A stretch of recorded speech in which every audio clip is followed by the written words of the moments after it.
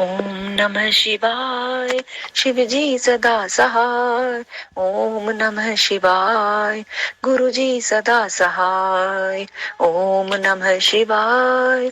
शिव जी सदा सहाय। ओम नमः शिवाय। गुरु जी सदा सहाय। ओम नमः शिवाय। शिव जी सदा सहाय। ओम नमः शिवाय। गुरु जी सदा सहाय। ओम नमः शिवाय। शिव जी सदा सहाय। ओम नमः शिवाय। गुरु जी सदा सहाय। ओम नमः शिवाय। शिव जी सदा सहाय। ओम नमः शिवाय। गुरु जी सदा सहाय। ओम नमः शिवाय। शिव जी सदा सहाय। ओम नमः शिवाय। गुरु जी सदा सहाय। ओम नमः शिवाय। शिव जी सदा सहाय। ओम नमः शिवाय। गुरु जी सदा सहाय। जय गुरु जी। शुक्राना गुरु जी। अनंतम अनंतम शुक्राना गुरु जी। जय गुरु जी। शुक्राना गुरु जी। अनंतम अनंतम शुक्राना गुरु जी महाराज। गुरु जी आज्ञा दें। शिव पुराण का अध्याय शुरू करते हैं। सर्वदेव में रथ का वर्णन। शिवजी का उस स्थान पर चढ़कर युद्ध के लिए प्रस्थान। उनका पशुपति नाम पड़ने का कारण। शिवजी द्वारा गणेश जी का पूजन और त्रिपुरदहा में दानव का त्रिपुर से जीवित बच निकलना। मंत्र जाप करते हैं। ओम नमः शिवाय। शिवजी सदा सहाय। ओम नमः शिवाय। गुरु जी सदा सहाय। जय गुरु जी। व्यास जी ने कहा, शेव प्रवर सनत कुमार जी, आपकी बुद्धि बड़ी उत्तम है। आप सर्वज्ञ हैं। तात आपने परमेश्वर शिव जी को कथा सुनाई है, वह अत्यंत अद्भुत है। जब अब बुद्धिमान विश्वकर्मा ने शिवजी के लिए जिस देव में एवं परमोत्कृष्ट दिव्य रथ का निर्माण किया था, उसका वर्णन कीजिए। सूची कहते हैं कि मुने व्यास जी की यह बात सुनकर मुनीश्वर सनत कुमार जी शिवजी के चरण कमलों का स्मरण करके बोले। सनत कुमार जी ने कहा कि महाबुद्धिमान मुनिवर व्यास जी, मैं शिवजी के पाद पदों का स्मरण करके अपनी बुद्धि के अनुसार रथ की निर्माण कथा का वर्णन करता हूँ। सुनो। तदंतर विश्वकर्मा ने रुद्रदेव के लिए बड़े यत्न से आदरपूर्वक सर्वलोक में दिव्य रथ की रचना की। वह सर्वसम्मत तथा सर्वभूत में रथ सुवर्ण का बना हुआ था। उसके दाहिने चक्र में सूर्य और वाम चक्र में चंद्रमा विराजमान थे। दाहिने चक्र में 12 अरे लगे हुए थे, जिनमें 12 सूर्य प्रतिष्ठित थे और बायां पहिया 16 अरों से युक्त था, जिनमें चंद्रमा की 16 कलाएं विराजमान थी। उत्तम व्रत का पालन करने वाले विप्रेंद्र, अश्विनी आदि सभी 2700 नक्षत्र भी उस वामन चक्र की ही शोभा बढ़ा रहे थे। विप्रश्रेष्ठ 6 ऋतुएं और उन दोनों पहियों की नेमी बनी। अंतरिक्ष रथ का अग्र भाग हुआ और मंदराचल ने रथ की बैठक का स्थान ग्रहण किया। उद्याचल और अस्ताचल ये दोनों उस रथ के कुबर हुए। महामेरु अधिष्ठान हुआ और शाखा पर्वत उसके आश्रय स्थान हुए। संवत्सर उस रथ का वेग उत्तरायण और दक्षिणायन दोनों लोहाधारक मुहूर्त बंदुर रस्सा कलाएं उसकी गीले हुई। काष्ठाएं उसका घोड़ा नासिका रूप अग्रभाग क्षण अक्ष दंड निमेष अनुकर्ष नीचे का काष्ठ और लव ईशा दंड हुए। धुलोक इस रथ का वरुथ ऊपरी पर्दा तथा स्वर्ग और मोक्ष ध्वजाएं हुई। अभ्रमु ऐरावत की पत्नी और कामधेनु जुए के अंतिम छोर तक स्थिर हुए। अव्यक्त प्रकृति उसका ईशा दंड बुद्धि नडवल अहंकार कोना और पंच महाभूत उसका बल थे। मुनिश्रेष्ठ इंद्रियां उसे चारों ओर से विभूषित कर रही थीं और श्रद्धा उस रथ की चाल थी। उस समय वेदों के 6 अंग ही उसके भूषण और पुराण न्याय मीमांसा तथा धर्मशास्त्र उपभूषण हुए। संपूर्ण शुभ लक्षणों से युक्त बल संपन्न श्रेष्ठ मंत्र घंटा के स्थानापन्न हुए और वर्ण तथा आश्रम उसके पाद बने।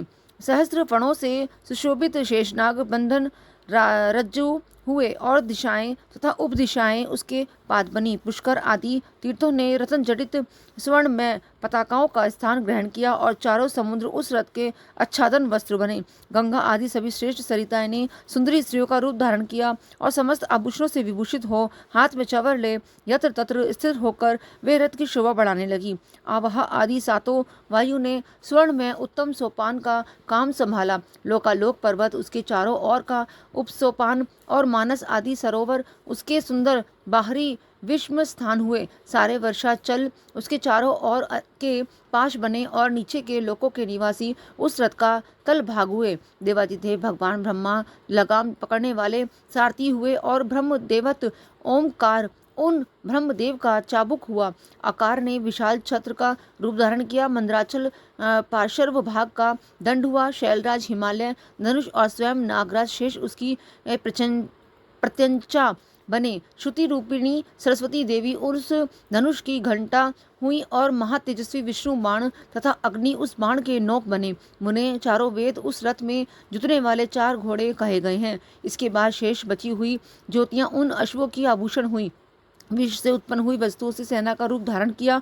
वायु बाजा बजाने वाले और व्यास आदि मुख्य मुख्य ऋषि वाहक हुए। मुनीश्वर, अधिक कहने से क्या लाभ, मैं संक्षेप में ही बताता हूँ कि ब्रह्मांड में जो कुछ वस्तु थी वह सब उस रथ में विद्यमान थी। इस प्रकार बुद्धिमान विश्वकर्मा ने ब्रह्मा और विष्णु की आज्ञा से उस शुभ रथ का तथा रथ सामग्री का निर्माण किया था। सनत कुमार जी कहते हैं, महर्षि, इस प्रकार के महान दिव्य रथ में जो अनेक विविध आश्चर्य से युक्त था, वेद रूपी अश्वों को जोत कर ब्रह्मा ने उसे शिव को समर्पित कर दिया। शंभु को निवेदित करने के पश्चात जो विष्णु आदि देवों के सम्मानीय एवं त्रिशूल धारण करने वाले उन देवेश्वर की प्रार्थना करके ब्रह्मा जी उन्हें उस स्थान पर चढ़ाने लगे। तब महान ऐश्वर्यशाली सर्वदेव में शंभु रथ सामग्री से युक्त उस दिव्य रथ पर आरूढ़ हुए। उस समय ऋषि, देवता, गंधर्व, नाग, लोकपाल और ब्रह्मा विष्णु भी उनकी स्तुति कर रहे थे। गान विद्या विशारद अप्सराओं के गण उन्हें घेरे हुए थे। सारथी के स्थान पर ब्रह्मा को देखकर उन वरदायक शंभु की विशेष शोभा हुई। लोक की सारी वस्तुओं से कल्पित उस रथ पर शिवजी चढ़ ही रहे थे कि वेद संभूत वे घोड़े सिर के बल भूमि पर गिर पड़े। पृथ्वी में भूकंप आ गया। सारे पर्वत डगमगाने लगे। सहसा शेषनाग शिवजी का भार न सह सकने के कारण आतुर हो कांप उठे। तब उसी क्षण भगवान धरणीधर ने उठकर नंदीश्वर का रूप धारण किया और रथ के नीचे जाकर उसे ऊपर को उठाया, परंतु नंदीश्वर भी रथारूढ़ महेश के उस उत्तम तेज को सहन न कर सके। अतः उन्होंने तत्काल ही पृथ्वी पर घुटने टेक दिए। तत्पश्चात भगवान ब्रह्मा ने शिवजी की आज्ञा से हाथ में चाबुक ले घोड़ों को उठाकर उस श्रेष्ठ रथ को खड़ा किया। तदंतर महेश्वर द्वारा अधिष्ठित उस उत्तम रथ में बैठे हुए ब्रह्मा जी ने रथ में जुते हुए मन और वायु के समान वेगशाली वेद में अश्वों को उन तपस्वी दानवों के आकाश स्थित तीनों पुरों को लक्ष्य करके आगे बढ़ाया। तत्पश्चात लोकों के कल्याणकर्ता भगवान रुद्रदेवों की और दृष्टिपात करके कहने लगे, सुरश्रेष्ठों, यदि तुम लोग देवों तथा अन्य प्राणियों के विषय में पृथक पृथक पशुत्व की कल्पना करके उन पशुओं का आधिपत्य मुझे प्रदान करोगे, तभी मैं उन असुरों का संहार करूंगा, क्योंकि वे दैत्य श्रेष्ठ तभी मारे जा सकते हैं, अन्यथा उनका वध असंभव है। सनत कुमार जी कहते हैं, मुने, अगाध बुद्धि संपन्न देवादिदेव भगवान शंकर की है बात सुनकर सभी देवता पशुत्व के प्रति संशकित हो उठे, जिससे उनका मन खिन्न हो गया। तब उनके भाव को समझकर देव अंबिकापति शंभु करुणाद्र हो गए। फिर वे हंसकर उन देवताओं से इस प्रकार बोले। शंभु ने कहा, देव श्रेष्ठों, पशु भाव प्राप्त होने पर ही भी तुम लोग का पतन नहीं होगा। मैं उस पशु भाव से विमुक्त होने का उपाय बतलाता हूँ, सुनो और वैसा ही करो। समाहित मन वाले देवताओं, मैं तुम लोगों से सच्ची प्रतिज्ञा करता हूँ कि जो इस दिव्य पाशुपत व्रत का पालन करेगा वह पशुत्व से मुक्त हो जाएगा। सुरश्रेष्ठों, तुम्हारे अतिरिक्त जो अन्य प्राणी भी मेरे पाशुपत व्रत को करेंगे वे भी निसंदेह पशुत्व से छूट जाएंगे। जो नैष्ठिक ब्रह्मचर्य का पालन करते हुए 12 वर्ष तक, 6 वर्ष तक अथवा 3 वर्ष तक मेरी सेवा करेगा अथवा कराएगा वह पशुत्व से विमुक्त हो जाएगा। इसलिए श्रेष्ठ देवताओं, तुम लोग भी जब इस परमोत्कृष्ट दिव्य व्रत का पालन करोगे तो उसी समय पशुत्व से मुक्त हो जाओगे, इसमें कुछ भी संशय नहीं है। शरद कुमार जी कहते हैं, महर्षि परमात्मा महेश्वर का वचन सुनकर विष्णु और ब्रह्मा आदि देवताओं ने कहा, तथेति, बहुत अच्छा, ऐसा ही होगा। इसलिए बड़े बड़े देवता तथा असुर भगवान शंकर के पशु बने और पशुत्व रूपी पाश से विमुक्त करने वाले रुद्र पशुपति हुए। तभी से महेश्वर का पशुपति नाम विश्व में विख्यात हो गया। यह नाम समस्त लोकों में कल्याण प्रदान करने वाला है। उस समय संपूर्ण देवता तथा ऋषि हर्षमग्न होकर जय जयकार करने लगे और देवेश्वर ब्रह्मा विष्णु तथा अन्य अन्य प्राणी भी परमानंद मग्न हो गए। उस अवसर पर महात्मा शिव का जैसा रूप प्रकट हुआ था उसका वर्णन सैकड़ों वर्ष में भी नहीं हो सकता। तदंतर जो शिवा तथा संपूर्ण जगत के स्वामी और समस्त प्राणियों के सुख प्रदान करने वाले हैं, वे महेश्वर यों सुसज्जित होकर त्रिपुर का संहार करने के लिए प्रस्थित हुए। जिस समय देव महादेव त्रिपुर का विनाश करने के लिए चले, उस अवसर पर देवराज आदि सभी प्रधान देवता भी उनके साथ प्रस्थित हुए। पर्वत के समान विशाल काय उन सुरेश्वरों का मन प्रसन्न था। वे सूर्य के समान प्रकाशित हो रहे थे। वे सभी हाथों में हल, शाल, मुसल, भुशुंडी और नाना प्रकार के पर्वत जैसे विशाल आयुधों को धारण करके हाथी, घोड़े, सिंह, रथ और बैलों पर सवार हो चल रहे थे। उस समय जिनके शरीर परम प्रकाशमान थे और मन महान उत्साह से संपन्न थे तथा जो नाना प्रकार के अस्त्र शस्त्रों से सुसज्जित थे, वे इंद्र, ब्रह्मा और विष्णु आदि देव शंभु की जय जयकार करके बोलते हुए महेश्वर के आगे आगे चले। तभी दंडी एवं जटाधारी मुनि हर्ष मनाने लगे और आकाशचारी सिद्ध तथा चारण पुष्पों की वृष्टि करने लगे। विप्रेंद्र त्रिपुर की यात्रा करते समय जितने गणेश्वर शिवजी के साथ थे, उनकी गणना करके कौन पार पा सकता है। तथापि मैं कुछ का वर्णन करता हूँ। योगिन समस्त गणराजों में श्रेष्ठ भृंगी गणेश्वरों तथा देवगणों से घिरकर विमान पर आरूढ़ हो महेंद्र की भांति त्रिपुर का विनाश करने के लिए चले। उनके साथ साथ केश, विगतवास, महाकेश, महाज्वर, सोमवल्ली, स्वर्ण, सोमप, सनक, सोमध्रक, सूर्यवर्चा, सूर्य प्रेक्षण, सूर्याक्ष, सूर्यनामा, सुरसुंदर, प्रस्कंद, कुंदर, चंड, कंपन, अतिकंपन, इंद्रजय, यंता, हिमकर, शताक्ष, पंचाक्ष, सहस्त्राक्ष, महोदय, सतीजुः, शतास्य, रंक, कर्पूर, पुतन, द्विशिख, त्रिशिख, अहंकार, कारक, अजवक्त्र, अष्टवक्त्र, हेयवक्त, अर्धवक्त आदि बहुत से अप्रमेय बलशाली वीर गणाध्यक्ष लक्ष्य लक्षण की परवाह न करते हुए महेश्वर को घेर कर चल रहे थे। व्याची तदंतर महादेव शंभु संपूर्ण सामग्री सहित उस रथ पर स्थित हो उन सुरद्रोहियों के तीनों पुरों को पूर्णतः दग्ध करने के लिए उद्यत हुए। उन्होंने रथ के शीर्ष स्थान पर स्थित हो उस महान अद्भुत धनुष पर प्रपंचा चढ़ाई और उस पर उत्तम बाण का संधान करके वे रोषावेश से होठ को चाटने लगे। फिर धनुष की मूठ को दृढ़ता पूर्वक पकड़कर और दृष्टि मिलाकर वे वहां अचल भाव से खड़े हो गए, परंतु उनके अंगूठे के अग्रभाग में स्थित होकर गणेश निरंतर पीड़ा ही पहुंचाते रहे, जिससे वे तीनों पूर्व त्रिशूलधारी शंकर का लक्ष्य नहीं बन सके। तब धनुष बाणधारी मुंजकेश विरूपाक्ष शंकर ने परम शोभन आकाशवाणी सुनी। उस व्योम वाणी ने कहा, ऐश्वर्यशाली जगदीश्वर, जब तक आप इन गणेश की अर्चना नहीं कर लेंगे तब तक इन तीनों पुरों का संहार नहीं कर सकेंगे। तब ऐसी बात सुनकर अंधकासुर ने निहंता भगवान शिव ने भद्रकाली को बुलाकर गजानन का पूजन किया।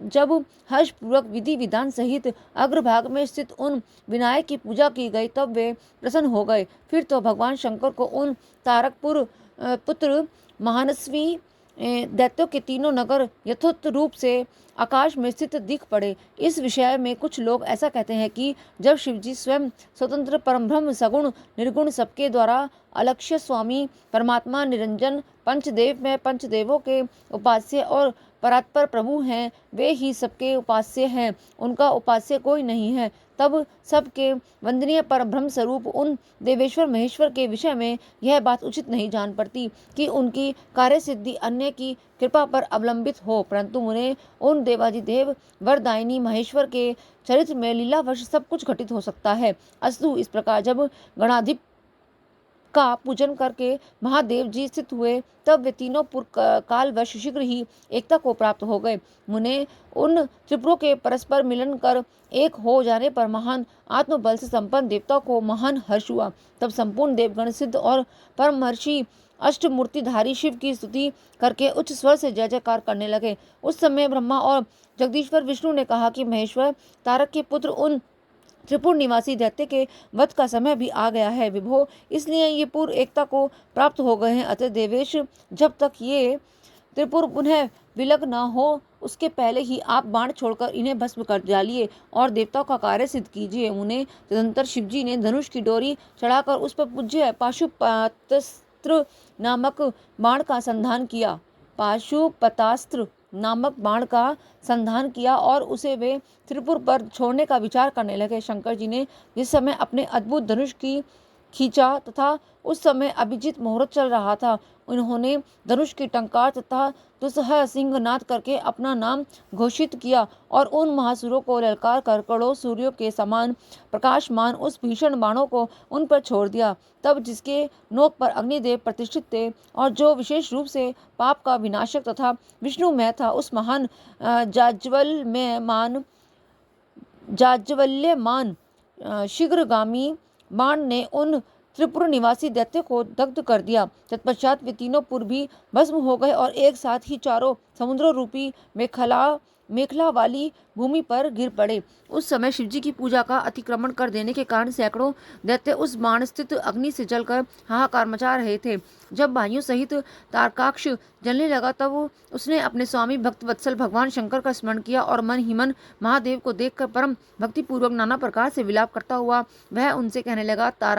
तारकाक्ष बोला, भव, आप हम पर प्रसन्न हैं, हमें ज्ञात हो गया है। इस सत्य के प्रभाव से आप फिर कब भाइयों सहित हमको दग्ध करेंगे? भगवान, जो देवता और असुरों के लिए अप्राप्य हैं, वह आपके हाथ से मरण रूप दुर्लभ लाभ हमें प्राप्त हो गया।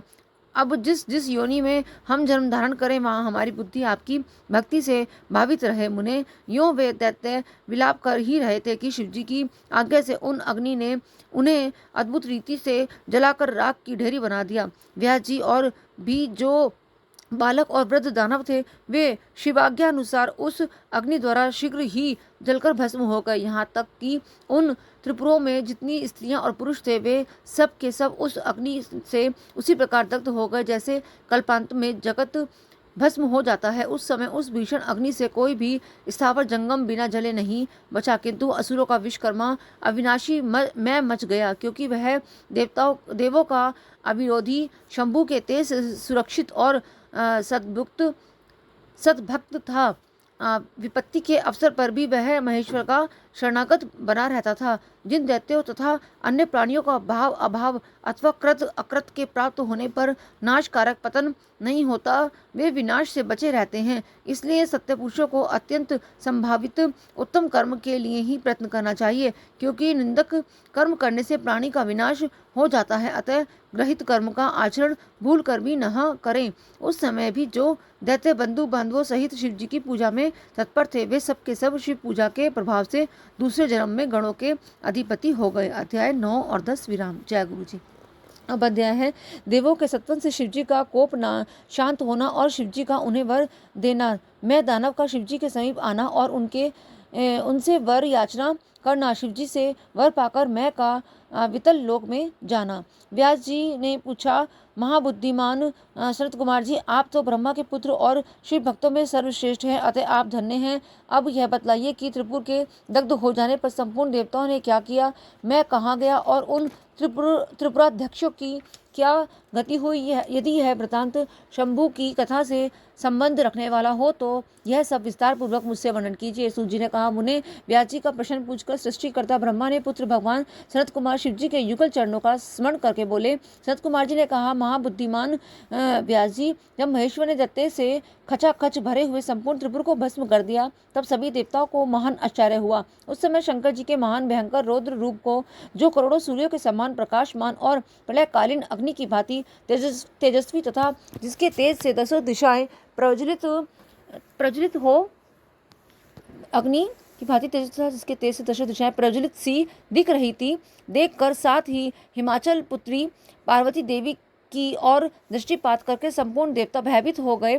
तब मुख्य देवता उन विनम्र होकर सामने खड़े हो गए। उस अवसर पर बड़े बड़े ऋषि भी देवताओं की वाहिनी को भयभीत देखकर खड़े हो खड़े ही रह गए, कुछ बोल न सके। वे चारों ओर से शंभु को प्रणाम करने लगे। तत्पश्चात ब्रह्मा भी शिवजी के उस रूप को देखकर भयग्रस्त हो गए। तब उन्होंने डरे हुए विष्णु तथा देवगणों के साथ प्रसन्न हो मन से सावधानी पूर्वक उन गिरजा सहित महेश्वर का, जो देवों के भी देव, भय तथा हर नाम से प्रसिद्ध, भक्तों के अधीन रहने वाले और त्रिपुर हंता हैं, सत्वन किया। तदंतर सभी प्रमुख देवताओं ने भगवान शिव की स्तुति की। यूँ स्तुति किए जाने पर लोकों के कल्याणकर्ता शंकर प्रसन्न होकर बोले। शंकर जी ने कहा, ब्रह्मा विष्णु तथा देवगण, मैं तुम लोगों पर विशेष रूप से प्रसन्न हूँ, अतः तुम अब सभी विचार करके अपना मनोवांछित वर मांग लो। शरद कुमार जी कहते हैं, मुनिश्रेष्ठ शिव द्वारा कहे हुए वचन को सुनकर सभी देवताओं का मन प्रसन्नता से खिल उठा। फिर तो वे बोल उठे। देवताओं ने कहा, भगवान देवेश, यदि आप हम पर प्रसन्न हैं और हम देवगणों को अपना दास समझकर वर देना चाहते हैं, तो देव सत्वम, जब जब देवताओं पर दुख की संभावना हो तब तब आप प्रकट होकर सदा उनके दुखों का विनाश करते रहें। शरद कुमार जी कहते हैं कि महर्षि, जब ब्रह्मा विष्णु और देवताओं ने भगवान रुद्र से ऐसी प्रार्थना की कि तब वे शांत तथा प्रसन्न होकर एक साथ ही सबसे बोले, अच्छा, सदा ऐसा ही होगा। ऐसा कहकर शंकर जी ने, जो सदा देवों का दुख हरण करने वाले हैं, प्रसन्नता पूर्वक देवों को जो कुछ अभिष्ट था वह सारा का सारा उन्हें प्रदान कर दिया। इसी समय मैं दानव, जो शिवजी की कृपा के बल से जलने से बच गया था, शंभु को प्रसन्न देखकर हर्षित मन से वह वहां आया। उसने विनीत भाव से हाथ जोड़कर प्रेम पूर्वक हर तथा अन्य अन्य देवों को भी प्रणाम किया। फिर वह शिवजी के चरणों में लौट गया। तत्पश्चात दानव श्रेष्ठ मैंने उठकर शिवजी की ओर देखा। उस समय प्रेम के कारण उसका गला भर आया और वह भक्ति पूर्वक चित्त से उनकी स्तुति करने लगा। श्रेष्ठ मैं द्वारा किए गए सत्वन को सुनकर परमेश्वर शिव प्रसन्न हो गए और आदर पूर्वक उससे बोले। शिवजी ने कहा, दानव श्रेष्ठ, मैं तुम पर प्रसन्न हूँ, अतः तू वर मांग ले। इस समय जो कुछ भी तेरे मन की अभिलाषा होगी मैं उसे अवश्य पूर्ण करूंगा। सनत कुमार जी कहते हैं, मुने शंभु के इस मंगलमय वचने को सुनकर दानव श्रेष्ठ मैंने अंजलि बांधकर विनम्र हो उन प्रभु के चरणों में नमस्कार करके कहा। मैं बोला, देवादि देव महादेव, यदि आप मुझ पर प्रसन्न हैं और मुझे वर पाने का अधिकार समझते हैं तो अपनी शाश्वती भक्ति प्रदान कीजिए। परमेश्वर, मैं सदा अपने भक्तों में मित्रता रखूं, दीनों पर सदा मैं दया भाव बना रहे और अन्य अन्य दुष्ट प्राणियों की मैं उपेक्षा करता रहूं। महेश्वर, कभी भी मुझसे आसुर भाव का उदय न हो। नाथ, निरंतर आपके शुभ भजन में तल्लीन रहकर निर्भय बना रहूं। सनत कुमार जी कहते हैं, व्यास जी, शंकर तो सबके स्वामी तथा भक्त वत्सल है। मैंने जब सब इस प्रकार उन परमेश्वर की प्रार्थना की तब वे प्रसन्न होकर मैं से बोले। महेश्वर ने कहा, दानव सत्वन, तुम मेरा भक्त है,